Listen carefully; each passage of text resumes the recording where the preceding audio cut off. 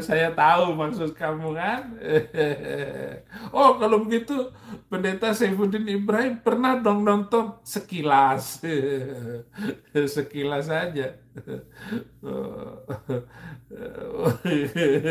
Karena saya suka nonton itu, istri saya sering cerita tentang Mbah Sugiono itu Sugiono apa maksudnya tulisan-tulisan di apa namanya di grup WA juga.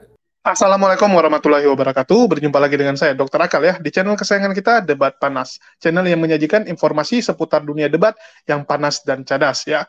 Di kesempatan kali ini kita akan membahas tentang video terbaru dari Babang Udin yang sangat jenaka dan konyol ya. Jadi di video tersebut, Saipudin ini mengeluarkan statement yang sangat kontradiktif ya. Saya sampai bingung sebenarnya ini Bang Udin ini pingin apa. Karena Saipudin ini kadang-kadang kalau kita lihat kayak perempuan, susah dimengerti ya, kadang kayak perempuan, kadang kayak anak-anak juga ya. Kenapa saya bilang kayak anak-anak? Karena sedikit-dikit merajuk, sedikit-dikit mau menang sendiri, sedikit-dikit mewek ya, tantrum kalau Bang Slayer bilang ya, tantrum ini Bang Udin ini. Jadi ada statement-statement dia yang sangat aneh saya lihat. Yang pertama, contoh, dia mengatakan awas kamu nandar, dia bilang ya, kalau kamu jawab video ini awas kamu nandar. Jadi dia memperingatkan dan juga mengancam Evangelis Yonatan Nandar untuk tidak bereaksi dan membalas video dia lagi. Ya, ini sama dengan saat dia ribut dengan Joshua Teu, dia ancam Joshua Teu, jangan macam-macam kamu Joshua Teu. Kalau kamu balas video ini lagi, aku buka, dia bilang ya, aku buka dan akan ku telepon, dia bilang. Akan dia telepon janda Salome peliharannya Joshua Teu. Terus Joshua Teu karena tahu ya posisinya yang tidak menyenangkan, kartu as dia dipegang oleh Saipudin, banyak rahasia-rahasia yang dipegang oleh Saipudin.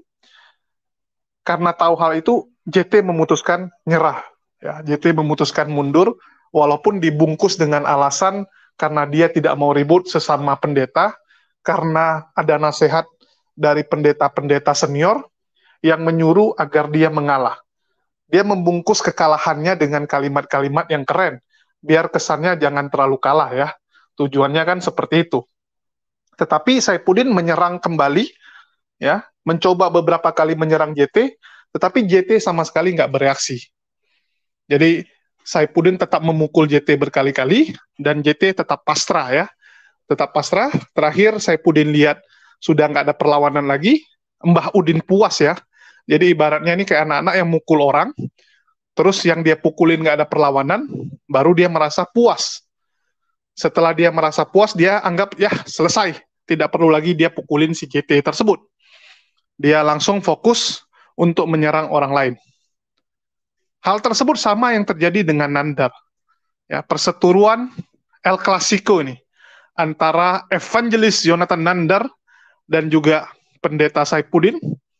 Ini benar-benar perseteruan yang panas dan kurang lebih hampir mirip dengan perseteruannya JT karena ini melibatkan janda, melibatkan wanita. Ya, jadi serunya itu karena ada wanita dan janda atau mantan janda yang disebut. Jadi di sini kita bisa melihat terjadi perbedaan.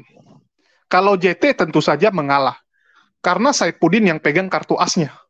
Saipudin pegang banyak rahasia dari JT. Sedangkan Nandar ya tentu saja beda. Nandar gak punya beban moral, tidak punya rahasia yang dipegang oleh Saipudin. Yang ada kebalikannya. Rahasia-rahasia Saipudin itu dipegang oleh Evangelis Yonatan Nandar ya. Itu menurut pengakuan Nandar. Kalau dia punya banyak rahasia Saipudin yang disampaikan oleh Sarah Ayu. Jadi Sarah Ayu sering curhat perihal keluarga mereka dan itu menjadi kartu as bagi Nandar. Saya agak bingung dengan Saipudin ini ya. Kita itu kalau ribut sama orang, kalau perang sama orang, kita harus lihat dulu kemampuan kita, kemampuan musuh, senjata yang disimpan musuh ya, kartu asnya apa, kartu as kita apa. Ya. Sama kayak kita ibaratnya mau berperang, kita harus lihat dulu, ukur dulu kira-kira bisa menang nggak. Kalau nggak bisa menang ya jangan nyerang. Kira-kira Nandar pegang rahasia dia apa? Berbahaya nggak? Ya, harus dicek dulu. Peluang Nandar menang berapa, peluang Babang Udin menang berapa gitu kan? Nggak bisa asal hantam. Cuman yang saya bingung, ini Saifuddin main asal hantam, sedangkan dia sama sekali nggak punya rahasia Nandar, tidak ada yang bisa dia gunakan untuk menyakiti Nandar. Cobalah, apa yang bisa dia pakai untuk membuat Nandar terdiam atau Nandar sakit? Nggak ada. Beban itu ada di pihak Saifuddin. Tetapi Saifuddin nggak sadar beban tersebut, sehingga dia kayak anak-anak. Merasa dirinya bisa menang, seperti saat berhadapan dengan JT. Dan kita sudah melihat bagaimana Nandar bereaksi ya terhadap video tersebut. Jadi dia sebut, awas kau Nandar, kalau kau buat video lagi ya, menyinggung dirinya, awas kau Nandar. Tetapi di satu video lagi, di video yang sama ya, di video tersebut dia ngancam Nandar jangan bereaksi, jangan membalas videonya. Tapi di situ dia nanya juga, jawab Nandar gitu kan. Seperti biasa gayanya Saifuddin seperti itu. Jadi itu video berisi kontradiksi. Di satu sisi dia suruh Nandar jangan bereaksi, tapi di satu sisi dia suruh Nandar jawab. Jawab kau Nandar, dia bilang. Sebenarnya dia pingin Nandar jawab atau enggak? Tolong clear dulu Saifuddin gitu. Jangan buat orang pusing, ya. Jangan buat orang pusing. Kamu mau Nandar jawab atau enggak? Kalau kamu memang pingin Nandar istilahnya jawab secara private, ya kamu langsung telepon dia. Atau enggak kamu kirimkan video kamu ini ke dia. Nggak usah kamu live-live kan. Kalau kamu live kan, itu artinya memang ingin orang-orang menonton. Ya. Tujuannya kan supaya penonton melihat. Supaya audiens tahu kasus ini. Kalau enggak, ngapain kau jadikan video itu video live, ya, video yang bisa ditonton oleh orang banyak. Buat private, kasih linknya ke Nandar, bisa kok dibuat private. Ya, jadi sebenarnya saya bingung juga ini mau dijawab atau enggak. Di satu sisi ngancam jangan jawab, tapi di satu sisi suruh Nandar jawab. Kalau enggak ya kamu kasihlah kode StreamYard biar kalian satu ruangan langsung face to face gitu kan, langsung berhadapan. Ini enggak balas pantun pula, ya, terus balas pantun. Terus ada satu hal yang paling menarik dari hal ini, ya teman-teman bisa lihat video ini ya. Ini satu statement yang saya rasa paling konyol di antara semua pernyataan Saifuddin dalam video ini. Jadi video ini keren ya, saya harus bilang ini keren. Ya, teman-teman coba saksikan dulu video berikut ini. Untuk menjawab saudara Nandar yang telah membuat eh, tayangan videonya ditujukan kepada saya. Tayangan videonya itu luar biasa. Tentu saja saya terima kasih kepada Nandar yang terpancing. Mungkin bukan terpancing ya. Dia sengaja memancing saya ya, katakanlah ini mainan baru. Untuk sebelum mainan yang besar, dan saya pukul orang-orang yang tidak berdedikasi bagi NKRI, yang hanya memakai keuntungan atas negara, dan di mana kita berharap bahwa Indonesia ini negara keempat terbesar di dunia, penduduk yang luar biasa, dan tercatat sekarang 270 juta orang yang hidup di bangsa ini.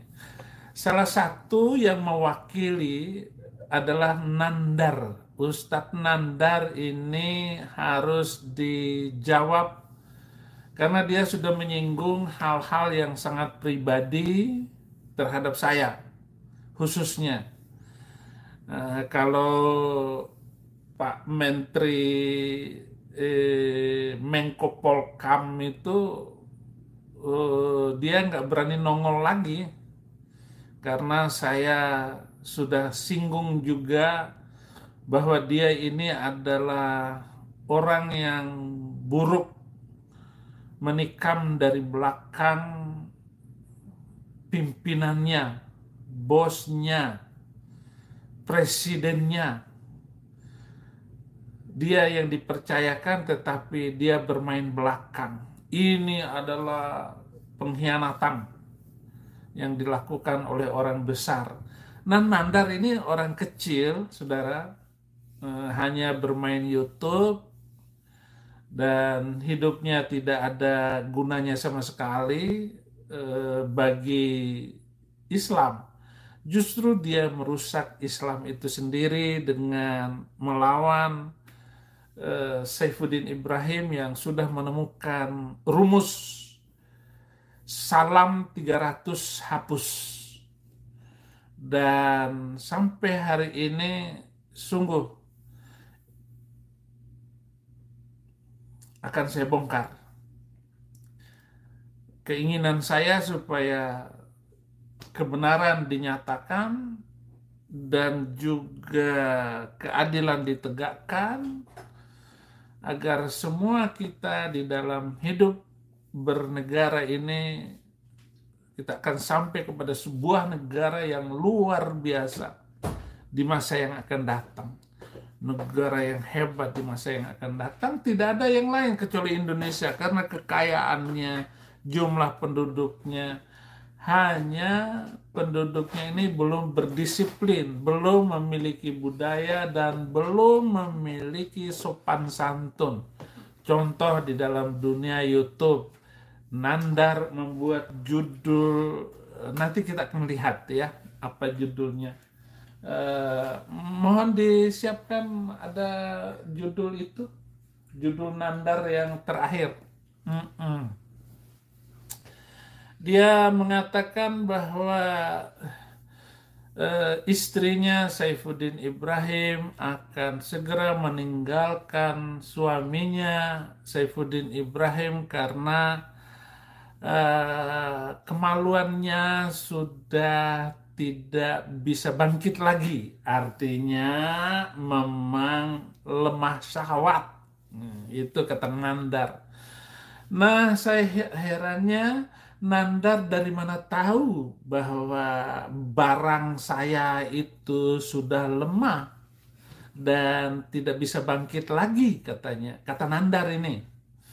Padahal saya tahu model Nandar kayak begitu. Aduh deh, nggak bakalan taruhan deh. Nggak mungkin lah istri saya akan tertarik pada orang kayak begitu. Gitu loh. Karena saya sudah pernah ketemu dia di Ciamis ketika sidang MKC. Nah, saudara-saudara, sebelum saya bacakan WA Nandar kepada istri saya yang katanya minta maaf, yang jelas salam 300 hapus itu harus dikumandangkan terus oleh saya sebagai salam khas kalau begitu.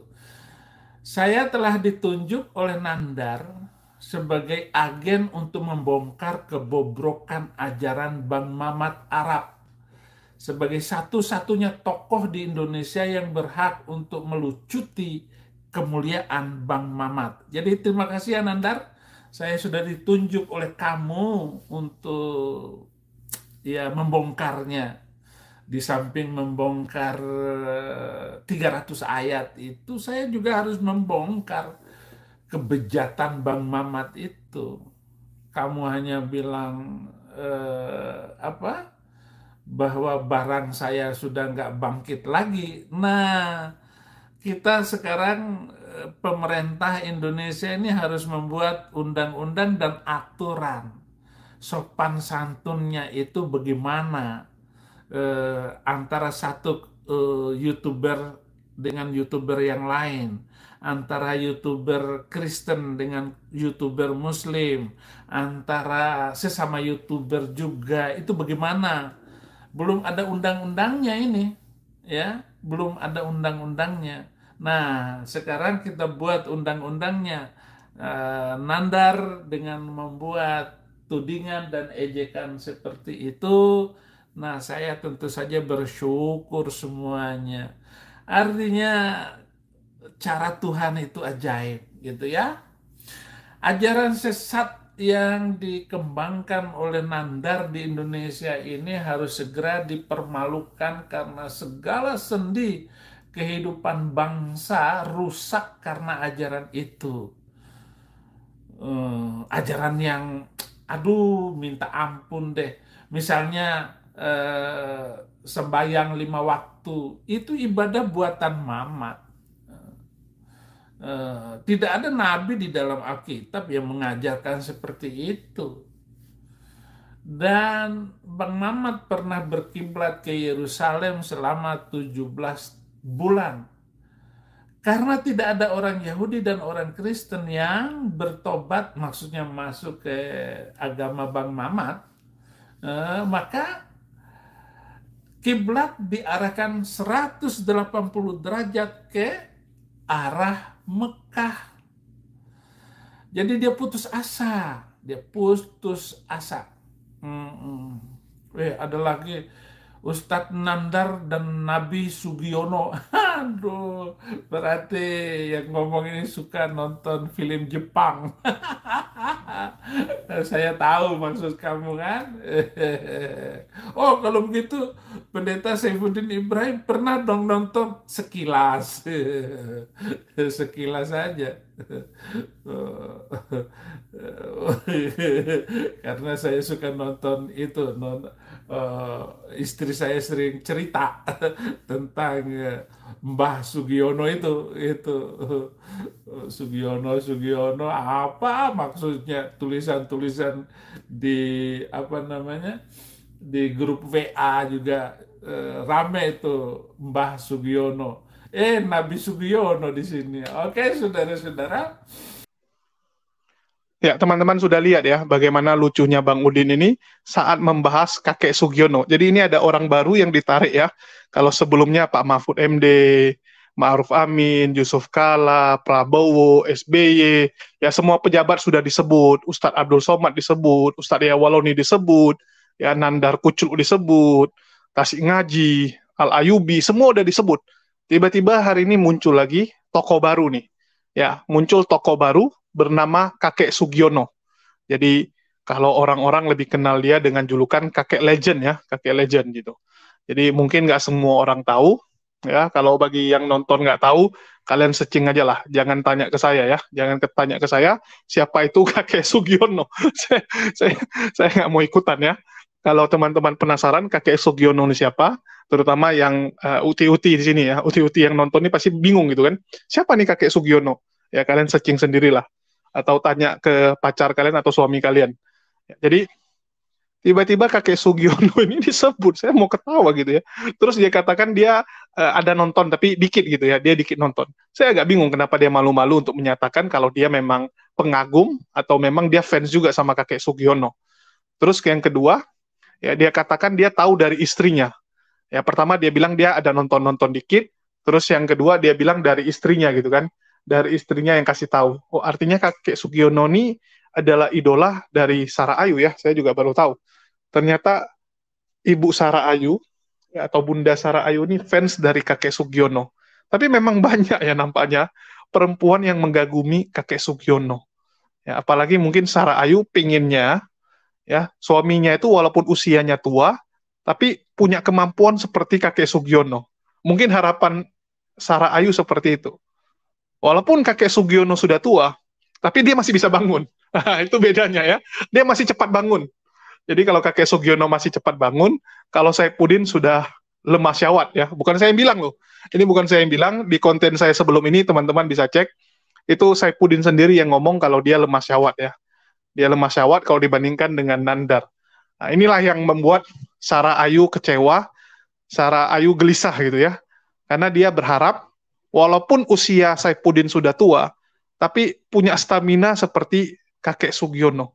Dan ini mungkin sekaligus menjawab pertanyaan dan rasa penasaran teman-teman semua. Kenapa Sarah Ayu mau dengan kakek-kakek? Dari dulu kan orang nanya juga, Sarah Ayu ini bodoh kali, masih muda, kok mau dengan Saipudin yang sudah tua bangka gitu kan? Ternyata jawabannya itu karena Sarah Ayu ngefans sama kakek Sugiono. Jadi kalau udah ngefans sama kakek Sugiono, yang dia cari ya kayak kakek Sugiono. Cuman ini kurangnya adalah Saipudin nggak botak. Sebenarnya lebih mirip itu HTD ya. HTD lebih mirip sama kakek Sugiono. Tapi sayangnya HTD itu udah punya istri ya. Dia sudah punya keluarga, jadi pilihannya tinggal dikit lah untuk si Sarah Ayu untuk mencari suami ya. Jadi terakhir dia lebih memilih si Saipudin daripada yang lain-lain ya. Kalau HTD agak mirip, botak dia soalnya ya, sama-sama botak. Kakek Sugiono pun botak juga gitu. Dan mukanya sama itu. Si HTD mukanya senyum-senyum juga kan. Ketawa ngejeknya itu luar biasa. Jadi salah satu ciri khas HTD itu adalah ketawa ngejeknya itu nggak ada lawan, nggak ada obat saya bilang. Ya, HTD itu kalau ketawanya itu memang ketawa lepasnya luar biasa itu. Nggak ada sanggup lawan dia. Sampai sekarang dia menantang semua pendeta, semua pendebat oten. Kalau bisa 10 keroyok satu, nggak ada yang berani sampai sekarang. Bayangkan, nggak ada yang berani. Jadi kita maklumi lah kalau memang selera si Sarah Ayu itu tua, ya nampaknya yang dikatakan Saipudin benar. Nggak mungkin Sarah itu tertarik dengan Nandar, karena Nandar belum tua. Ya, karena Nandar belum tua, dia tertariknya sama yang tua seperti kakek Sugiono. Jadi ya kakek legend ini luar biasa. aduh, saya sakit perut ini bahas kakek legend ya. Mungkin saya sudahi saja. Ini udah mulai ngawur soalnya. Ya, bagi teman-teman yang penasaran siapa kakek legend ini, kalian searching sendirilah. Kalian searching, kalian cari tahu, tapi jangan tahu terlalu dalam. Sekedar tahu saja boleh lah. Ya, jangan terlalu dalam, nanti saya takutnya yang nonton ini pun jadi fans pula sama kakek Sugiono ya. Nanti sibuk nyari kakek Sugiono juga. Mungkin itu aja dari saya ya. Buat Bunda Sarah Ayu nih ya. Kalau mau cari kakek Sugiono di pihak Muslim juga nggak ada masalahnya ya. Siapa yang di pihak Muslim mirip kakek Sugiono? Ya, yang ada Pak Lopot ya. Pak Lopot nggak mirip juga sama kakek Sugiono. Siapa yang mirip? Nggak ada ya masalahnya ya. HTD lah memang yang paling mirip. Ya, mungkin itu aja dari saya. Ini udah mulai ngalur ngidul soalnya. Saya tutup saja ya. Makasih buat teman-teman semua. Di akhir kata saya ucapkan wassalamualaikum warahmatullahi wabarakatuh. Sampai jumpa di lain kesempatan.